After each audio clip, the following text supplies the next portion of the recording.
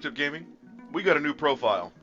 We went undefeated, a crisp 5-0 at our locals on Friday night in Wichita, Kansas, with Sacred Beast, Fiendsmith. Let's kind of run through the profile, talk about the matches, and go from there. We start off with 3 of the new Raviel. This card's insane. You can reveal it in your hand, add a Sacred Beast monster, and then discard a card. And it's also got a quick effect on the field where you can tribute 2 other Sacred Beast monsters. It nukes your opponent's board and then gains 1,000 attack for each destroyed monster. That card's crazy. 3 of the new Haman. Haman's great too because you can reveal him in your hand. He's your spell searcher. Add a Sacred Beast spell. Typically you're adding release of the Sacred Beast or Sacred Beast release. And then he's got an effect on field that once per turn, if a monster is sent to your opponent's graveyard, inflict 1,000 damage to your opponent. If this card's destroyed by battle the card effect, activate its effect, you take no damage this turn. Never really used it. This card's really great to search for, and with. It's insane. Raviel leads to Haman, Haman leads to everything else. These 6 go to full combo, pretty much. Arguably one of the best of the Sacred Beast, in my opinion, is the Uriah. This card's absolutely busted. You can reveal it to add a Sacred Beast trap and then discard a card. When it's special, or when it's on the field, once per turn, soft once per turn, target a spell or trap on the field, destroy it. Neither player can activate effects or cards in response to its activation. I came up to where I played against an Agility matchup, and they had Destria, the burn guy, and I had Raviel, or Uriah, and I went effect to pop, nobody can respond, proceed. Like, yeah, busted. They really need to stop printing cards that say that. Arguably one of the best monsters in the whole deck is Martyr of the Sacred Beast. On normal or special, you can place 1 Sacred Beast field spell or a Sacred Beast continuous trap from deck face up on the field. Then it has an ignition. If you control another Sacred Beast, you can summon out 2 other Martyr from hand, deck, or graveyard. During the end phase, your opponent's end phase, this card a level 10 Sacred Beast in the graveyard, you can add this card back to your hand. So it just recurs itself. It's really good. Last of the Sacred Beast monsters, Summoner. This card is broken. You can reveal it in hand and discard to special summon a not level 8 in defense position from your hand or grave. It says you can banish this card from your graveyard, special summon a Sacred Beast from grave in defense position except a level 8. And it also has one to where you can discard a card, special summon a Sacred Beast from hand or grave. So the first one is to summon from hand, then you could banish to summon from grave, and then you could, on the field, pitch to summon from hand or grave. Crazy. This card's actually insane. Like, spell lineups for this: 3 Thunderclap. This is the continuous spell we're setting. We could ignition effect to set 1. It sets the other 2. Reveal a level 10 to place the field spell. Here's our Graceful Charity, Sacred Beast released. Add 3, discard 2, and then on the turn that it wasn't set there, you can banish it, add a level 10 Pyro, Thunder, or Fiend that cannot be normal summon or set, and get you one of the big boys. 3 Abyss of the Sacred Beast, because sometimes you draw Thunderclap, and it's not really optimal, so then you could place this off Martyr, and then proceed to have targets to send to summon.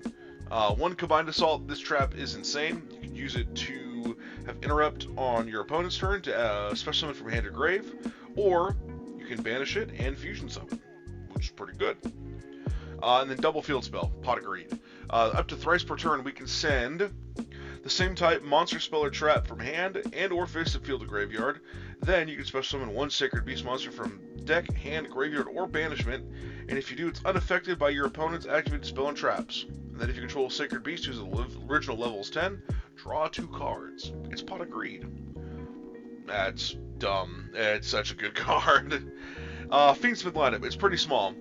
Engraver, Lacrima, Lurie, Tract. And you're probably thinking, why are we double luring? Well, it's because the big boys and even Summoner, they make you discard. And Lurie says if this card's discarded to the graveyard, you can special summon it. It's a pretty nice effect. It's value. It's a free body. I might go a little bit bigger on the Engraver. I might run 2 Engraver instead of 1. Because drawing 1 kind of sucks, especially if you have Tract. So I might go 2 and 2. I haven't really decided yet. Hand traps and some of the non-engine. Double Fua because it's really good. Double Perulia, which actually came up at one point. Triple Ash Blossom because it's just really good to check the Charmies. And Droll. Now we're playing 1 Droll. You're probably thinking, why aren't you playing it at 2? Well, that's because power card standpoint, we are playing a cross out for the Droll because this deck does die to Droll. Talent, Called by the Grave. Now you're probably thinking, you have a card in hand. What's the card you're playing in hand? What'd you leave out? What's the spice? Spell Canceller. Ta-da! And we'll kind of talk about that in a second. That's our main deck. I believe we're sitting at 40 or 41 right now. I'd have to go back and count. I think we're at that 40 to 41 mark. Extra deck wise, let me get this stinky dude off. Like, cannot have Spell Canceller on top. That's gross. Extra deck wise, we are running the Chaotic Phantasmal Sacred Beast. This card came up a couple times. It was a game winner for me. Because you can up to thrice per turn target a face-up card or face-up monster your opponent controls, negate its effects till the end of the turn, and then gain half the attack points and life points. And if it's twice per turn, cannot be destroyed by card effects. Very good card. This card's insane, and the art's incredible. I'm absolutely in love with it. Fiendsmith package, Requiem, Sequence. I'm counting Reproducus in here because we're making Reproducus to Bridge, Lacrima, Caesar. Good, just good cards, pretty simple. I don't think I made Caesar, to be honest with you. I didn't really have to be honest.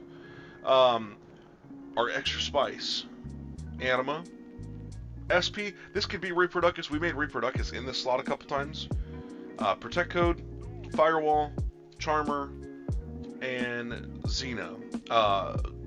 These cards are insane. If you don't know what these cards do, we make a link 1, then we make a link 2, then we make a link 3 into Protect Code. We link Protect Code away to Firewall Dragon. We then Protect Code Engrave, banish SP or Reproducus or Sequence, and then a level 1, or link 1, which could be Anima or it could be Requiem, to summon Protect Code to Firewall. Firewall's effect lets you add a card from your graveyard to your hand. Then you use the card in hand. We'll use this card in hand to Firewall to make Xena. Xena dumps Spell Canceller. You take Xena and the Protect Code Talker, the 3, and we make her a 1 basically for the material to make Charmer. Charmer summons this and Spell Canceller. It's disgusting. Shouldn't be a thing, but it is. We need to ban Xena or Charmer Quartet. Zelantis, which we never made. It's just to kind of reorganize our board. There's different ways to do it and different angles to do, to where we can get more return to hand with Firewall if we make Zelantis.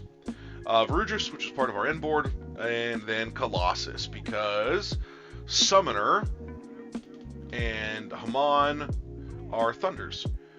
So Summoner is a Thunder, and then Haman is a Thunder. So as long as we activate them in hand, Colossus live, and we can make Colossus pretty easily. Side deck wise, we had a meaty side deck. You ready for this? Double Gameciel, double Sphere mode. You're probably thinking, where the hell's your other 11? I did not have 11 more sleeves. I ran out of sleeves. So, yeah, we only ran 4. And it was pretty nice. Round 1 into the tournament, we got the bye, which was pretty nice. We haven't gotten a bye in a while. So we got a bye. That helped. So we kind of hung out. We actually playtested with Rick a little bit, because I actually, full disclosure, this was the first time running the deck in person. I ran the Sacred Beast stuff a little bit. I know what Fiendsmith does, and I didn't really know how I was going to combo everything. I knew the combo to get to Spell Canceller and do all the Xena stuff. That's probably why I didn't make a whole lot of Fiendsmith, and I used the Lacrima and the Engraver to kind of push that a little bit further to have the extra bodies. Round 1, we got a bye. Round 2, we played Memento. We went to Game 3. We lost the die roll going first. We lost it in round 1, or Game 1. Game 2, we go against Malice. We did lose the die roll again. Ended up showing up pretty well. We went in one game. We lost Game 1, won Game 2.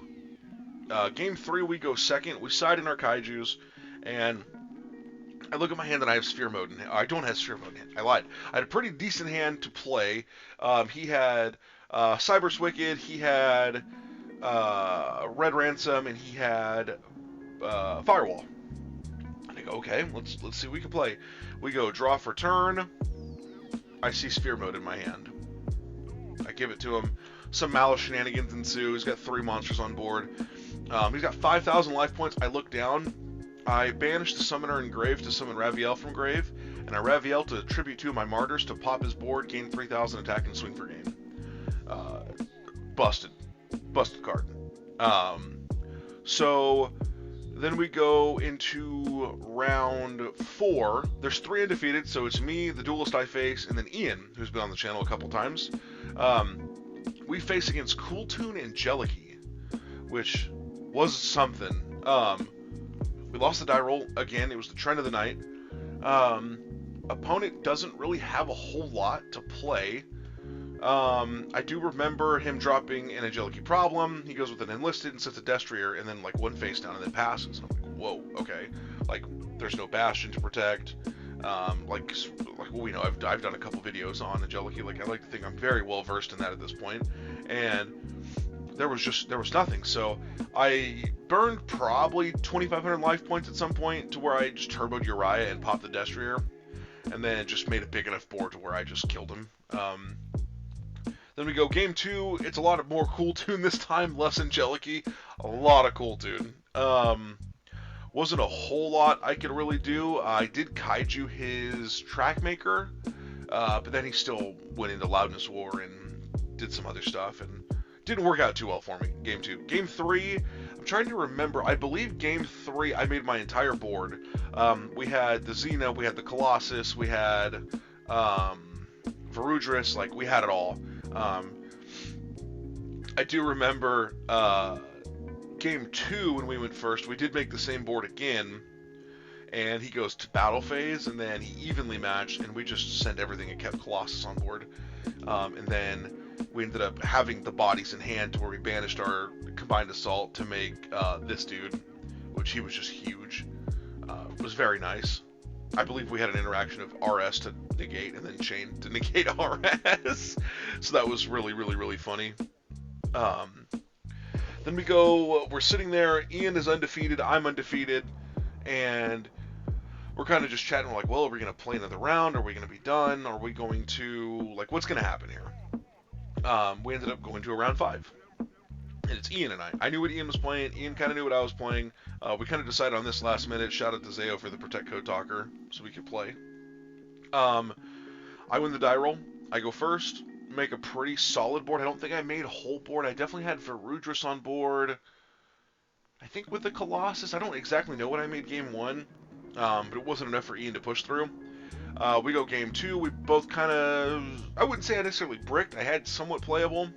But I opened up Double Charmy, and I went Fua, no response, Perulia, no response. He went Set 2, pass. I had Martyr. I didn't really have anything else. My plan with Martyr was to set Field Spell, which I did, and then he chained, I think it was Crackle Blitzclick to pop it. And I was like, poof, that sucks. Okay. I think that's how that went. Something like that. Anyway, he ended up making Detonator. It was just kind of top deck city, and then he played Field Spell, and we just win game 3.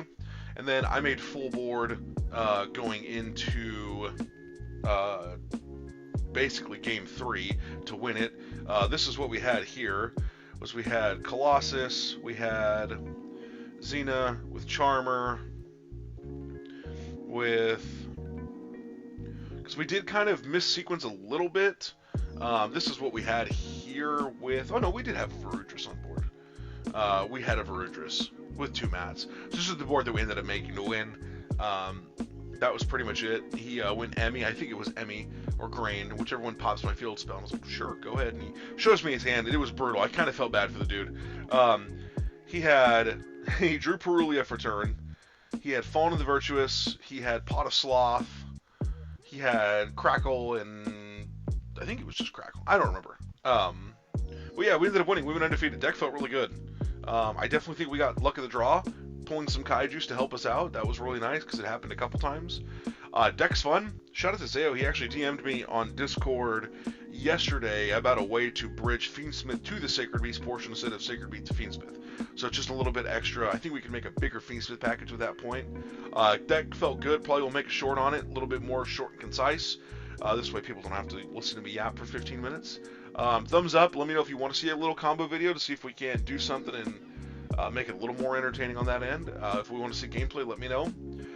Like, comment, sub. Thanks for all the love and support lately. We had a video hit over 1,000 views for the first time ever. We had a short with over 800 now. Our second short has 400. You guys have been killing it with the support. It's been awesome. Thank you so much. As always, like, comment, subscribe. And in the words of Ian, don't be silly, wrap your willy.